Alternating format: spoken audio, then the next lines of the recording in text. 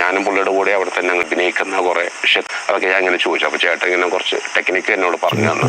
എന്ന ചിത്രം തിയേറ്ററിലെത്തിയപ്പോൾ വലിയ രീതിയിലുള്ള വരവേൽപ്പാണ് ലഭിച്ചത്. ചിത്രത്തിൽ വില്ലൻ കഥാപാത്രങ്ങളെ അവതരിപ്പിച്ചത് വിനായകനും കലാഭവൻ മണിയുമാണ്. മോഹൻലാലിൻ്റെ തല എന്ന കഥാപാത്രത്തിന് എതിരെ വരുന്ന വില്ലന്മാരായി വിനായകനും കലാഭവൻ മണിയും മികച്ച പ്രകടനം കാഴ്ചവെച്ചു. കലാഭവൻ മണിയുടെ നടേശൻ എന്ന കഥാപാത്രം അദ്ദേഹത്തിൻ്റെ അഭിനയ ജീവിതത്തിൽ തന്നെ ഏറ്റവും മികച്ച കഥാപാത്രങ്ങളിലൊന്നാണ്.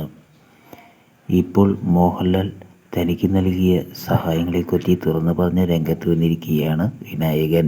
എന്നെ അറിയപ്പെടുന്ന നടനാക്കിയത് ചോട്ടോ മുംബൈയിലെ സതീശൻ എന്ന കഥാപാത്രമാണ്.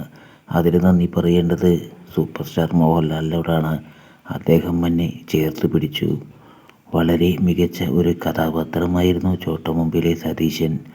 ലാലേട്ടനൊപ്പമുള്ള ഷൂട്ടിംഗ് നിമിഷങ്ങൾ വലിയ രസകരമായിരുന്നു. ലാലേട്ട നന്ദി എന്ന് വിനായകൻ തുറന്നു പറഞ്ഞു.